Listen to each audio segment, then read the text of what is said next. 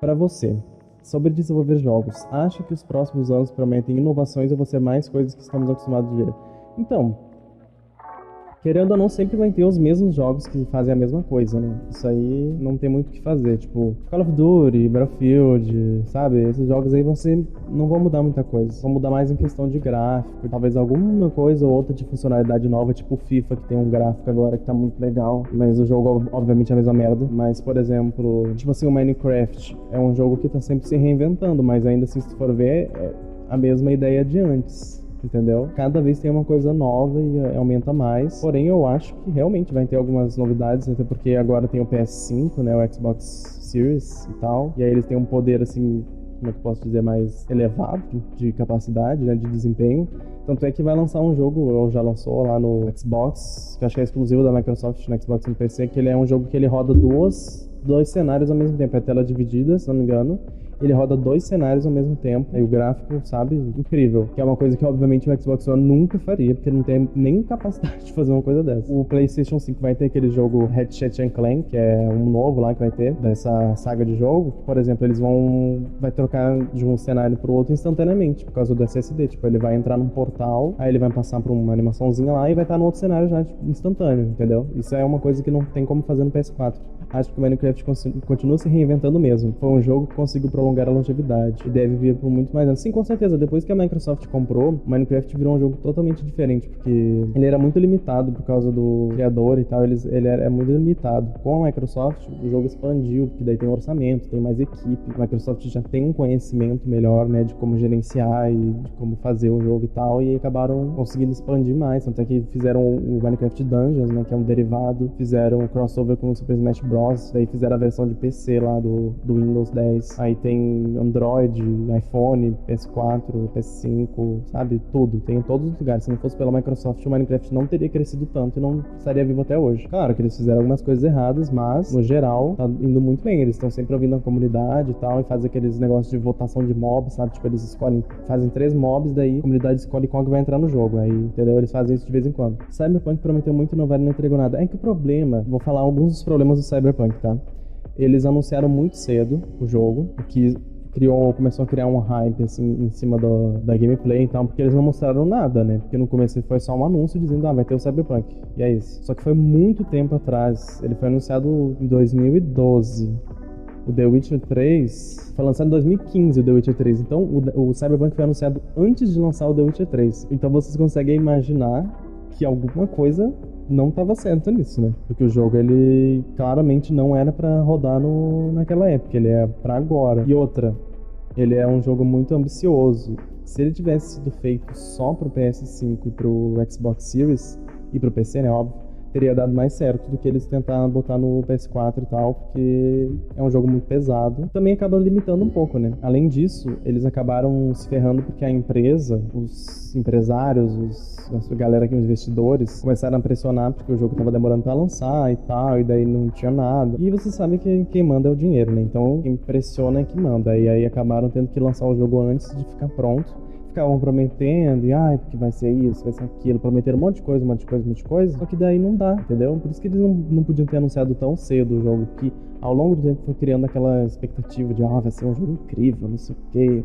o RPG, mundo aberto e coisa e tal. Só que não tem como entregar isso, sabe? São muitos anos que ficou nessa expectativa, e aí não foi tantos anos assim de desenvolvimento, sabe? Do jogo, porque eles tiveram que fazer basicamente do zero, tudo do zero. Eles refizeram toda a engine. Engine, pra quem não sabe, é o sistema onde rodam os jogos, tá?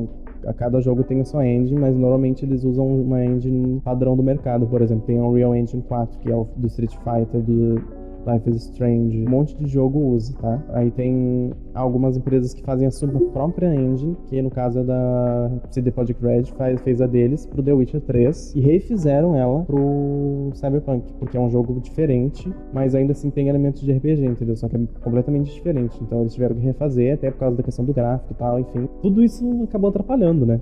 E aí o jogo acabou tendo um monte de atraso, porque na verdade ele não estava pronto e eles estavam querendo lançar antes do tempo. E acabaram atrasando, porque senão ia lançar pior do que lançou, né? Já deu pra ver que não lançou muito bem. Mas, acontece. Nem todas as empresas têm o tempo necessário de desenvolvimento pro jogo. Porque às vezes eles acabaram se tornando uma empresa muito grande por causa do The Witcher 3 e se fuderam, né?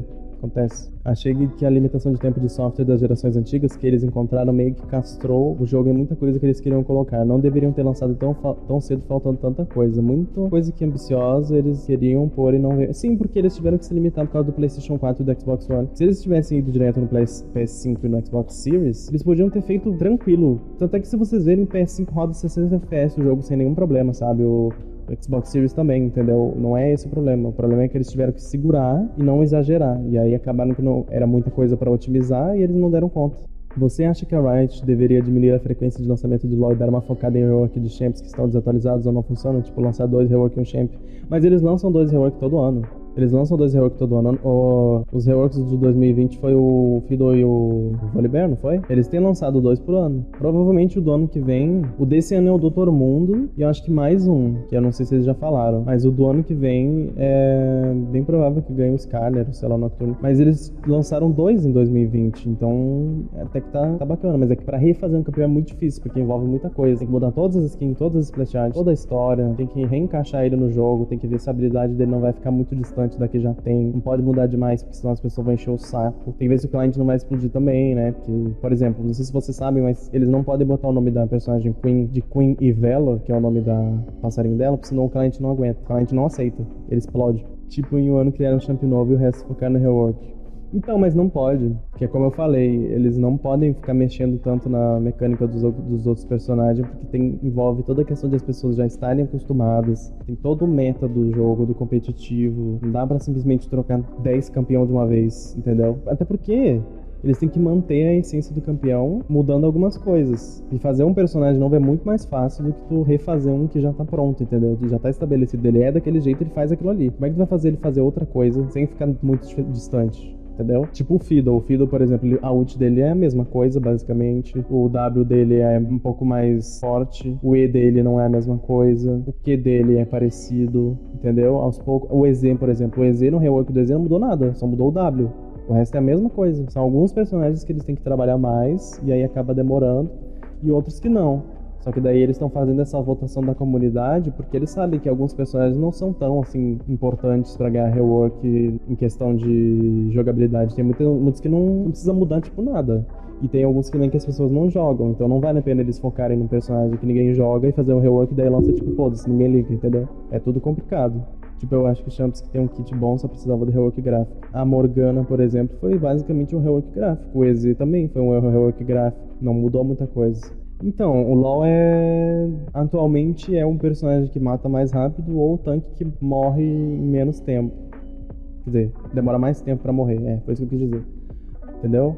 Se tu não é um tanque assim que fica 3 horas lá, tipo um Shogun com 10 mil de vida que entra na base inimiga e não morre pra fonte, ou tu é um Zed que toca do shuriken e o pessoal morre. Não tem meio termo. Agora, tô falando das pessoas normais do LoL. Não tô falando de challenger, essas coisas, porque isso aí é, tipo, muito pouco. Muito poucas pessoas que estão lá. Tô falando, tipo, normal, que é ouro, platina, essas coisas pra baixo. Prata. São as pessoas que jogam LoL mesmo. Alguns personagens não precisam necessariamente do rework completo. Por exemplo, o Ramos, eles só vão fazer um rework na ult dele e já vai virar outro personagem, basicamente. Alguns precisam só uma pequena coisa. A nova season tá assim, ou 50-50, assim, não tá tendo meio termo na nova season. Por exemplo, a Kali, ela tava forte porque eles tinham buffado ela. Durou 1-2 semanas, eles nerfaram ela de novo, porque ela tava muito forte. Aí, tipo assim, se a personagem tá muito forte, nerfa. Agora, se a personagem tá muito fraca, nerfa também. Aí, agora eles vão nerfar a Thalia. A Thalia é um dos personagens que as pessoas menos jogam. E o Ivern também, e eles vão nerfar os dois. Aí vai me dizer, mas tá muito forte, mas não sei o que. Cara, ninguém joga com o personagem. Que diferença vai fazer ela tá forte se tu vai ver, tipo assim, uma vez a cada 20 partidas. Isso é até muito, entende? Não faz sentido as pessoas reclamarem, porque isso aqui tá muito forte. Ninguém joga. Se ninguém joga, não faz diferença. Aí a Riot tá focada em investir nesse tipo de coisa porque é as coisas que eles jogam no competitivo. Só que o competitivo é 20, 30 pessoas que jogam, sabe? Não é o servidor inteiro, então não faz sentido. É isso que a comunidade do LoL tem reclamado muito, porque eles melhoraram bastante nisso, mas eles estavam fazendo coisas só focado no competitivo. É muito chato. E daí quem joga normalmente não sente a mudança, entendeu? Porque não faz diferença. Tem algumas coisas assim que não dá pra entender. Aí, por exemplo, a Kali Mid, eles nerfaram ela de novo e ela tá com 43% de taxa de vitória. Não tem nem 5% de player que joga com ela. E ela foi nerfada, sabe? É umas coisas que não faz sentido. Tem que botar o voice pro time todo, pelo menos dar uma chance. Então, nessa onda de implementar o voice para grupo, eu acho que deviam ter implementado o voice para partida também. Por mais que seja uma coisa muito podre, porque a comunidade do LoL é uma bosta. O LoL é um jogo de comunicação, então meio que precisa. Só que não faz sentido eles terem implementado só para grupo e não terem implementado para partida, sabe? Por exemplo, na ranqueada, teu grupo é uma pessoa só, na ranqueada solo do... Só pode tentar jogar em dois ou em um, que é sozinho. De que adianta ter um chat de voice se tu vai conversar só com uma pessoa, sabe? É um time, o jogo é em time, o jogo não é uma pessoa, não é duas. O problema não é as funções, o problema são as pessoas que usam a função e a maneira que elas usam, entendeu?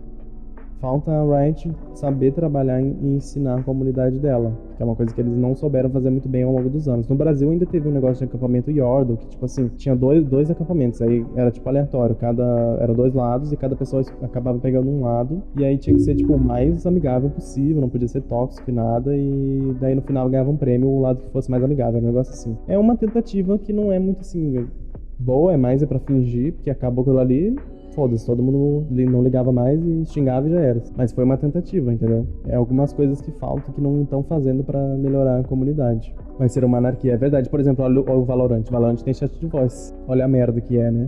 Eu acho que a Ahri tinha que ganhar um buffzinho. Porque com os novos itens de vida ela não dá mais dano. Mas o problema não é buffar a Ahri, que ela não tá ruim, não. O problema é que corta-cura não serve pra nada.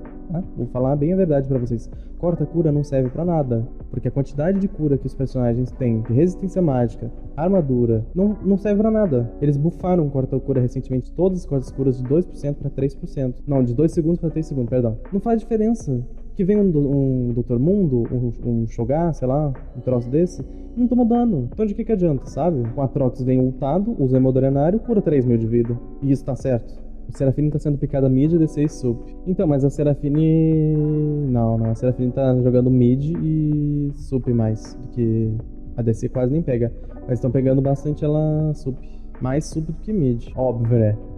Aí, vou fazer uma personagem pro mid aqui, só que na verdade ela tem todo o kit de suporte. A Riot é uma piada, né? A boneca literalmente é um kit perfeito pra suporte e eles dizem que ela é mid. Não que ela seja ruim no mid, não é isso. Mas ela cura e dá escudo e move speed com uma skill só, né? Acho que essa questão de fazer todos os jogadores pagar por algo do competitivo é meio chato, mas não conheço uma outra solução.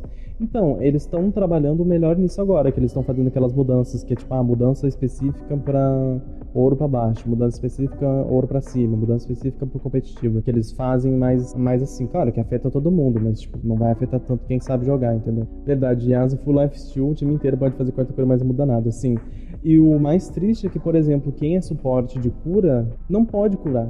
Porque os itens de suporte estão sempre sendo nerfados. E os personagens que são suporte, eles nerfam o escudo, nerfam a cura. Agora, o Yasuo pode curar a vida inteira. O Yone, claro que pode se curar. A Samira curando na ult, claro. É umas coisas assim que não faz sentido, sabe? E aí isso incomoda.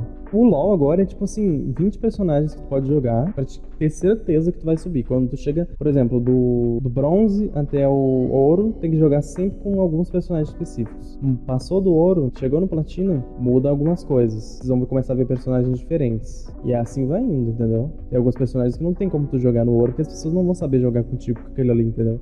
Ivern, por exemplo. Se pegar um Ivern e for jogar no prata, as pessoas não vão nem saber que boneco que é. É isso que é meio esquisito, se vocês forem parar pra pensar, de tanto personagem que tem, né? Acaba confundindo. O negócio é virar mono e subir até onde conseguir. Tem que ser.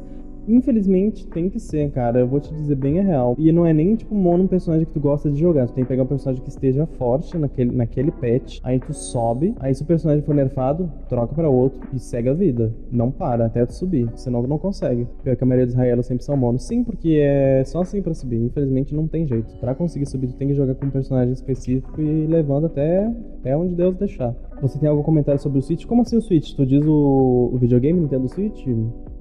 Eu acho muito bom, eu acho que foi o Wii U que deu certo, porque a tentativa deles com o Wii U era fazer exatamente isso que eles fizeram com o Switch, que é um videogame portátil que tu leva pra onde tu quiser e ainda consegue ligar na TV. Só que eles fizeram da maneira errada. Na época não tinha, acho que, tanta tecnologia, né? Mas aí eles conseguiram fazer e deu muito certo. E é aquilo, o Switch ele não é um videogame feito pra ser, o mais poderoso, o melhor. Não, ele é portátil. Tu leva pra onde tu quiser, joga onde tu quiser. Tem os jogos que, obviamente, são incríveis, porque são da Nintendo, né? Tipo Mario, Zelda, Mario Kart, Super Smash Bros. Os melhores exclusivos, assim, não tem como bater a Nintendo, sabe? É a Nintendo, daí tem o PlayStation, acabou, não tem. Aí o Xbox tem exclusivo, mas é tipo, Gears of War. a Halo. Não tem como. A única coisa do Switch que seria interessante, que todo mundo tá querendo, é o Switch Pro. E daí ele teria, tipo, melhor desempenho e tal. Eles até fizeram o Switch Lite, que daí ele é só portátil. Mas as pessoas querem o Pro, que ele vem com um desempenho melhor, sei lá o quê. Que não faz tanta diferença porque a ideia do Switch é ele ser bom pra jogar. Dando pra jogar, tá ótimo. A Nintendo Switch jogos do console. Então, é porque é muito bom. Os jogos são incríveis, não preciso nem dizer. O console é muito bom, é muito legal. A ideia do console é muito boa. Mas a gente sabe que a Nintendo saiu do Brasil já tem um bom tempo. Então é tudo muito caro pra quem é brasileiro. Se vocês quiserem comprar um jogo de Nintendo Switch, é 500, 600 reais. É um console de elite aqui no Brasil, basicamente. Por mais que os jogos de PlayStation sejam tipo 200, 300... ainda é menos, né? O console em si não é tanto, mas aí não tem como manter, sabe? E daí, por exemplo, tu tem que pagar uma assinatura pra te poder jogar online. Aí tu tem que comprar um jogo caríssimo. Não dá, né? Isso é tipo um valor de um jogo, um pacote completo de um jogo, sei lá, edição de colecionador, não sei. Se bem que hoje em dia tem jogos que 500 reais não é nada, né? Switch é um preço de console não portátil. Não necessariamente, é porque no Brasil tá muito caro, mas tipo assim, o preço dele é justo. No Brasil, obviamente, não é porque a gente sabe que é caro pra caralho, mas enfim. Ainda mais agora, né, que o dólar tá uma merda, né? O real tá desvalorizado pra caralho. A economia do Brasil tá um lixo. Outro detalhe, que se vocês quiserem ter um Switch, vocês vão ter que comprar um cartão de memória ou vão ter que ter os jogos físicos. E ainda assim, alguns jogos físicos acho que tem que instalar a atualização no console. Então, é gastos e mais gastos. Você teve algum desses? Nunca tive nenhum console da Nintendo. Eu tenho um PlayStation 2 que tá guardado aqui, acho que no armário. Eu tenho o Xbox 360 e o Kinect e o PS5. Esses são os únicos consoles que eu tive. Eu nunca tive nenhum além desses. Era muito caro. E daí não dava. Bom, gente, o papo tá legal, mas a gente já fechou o horário, hein? Pra quem não acreditou aí, que fui eu mesmo que não acreditei, a gente conversou bastante até. Vocês gostaram da nossa conversa? A gente pode fazer isso aqui mais vezes, de vez em quando. Se vocês gostaram, a gente pode repetir.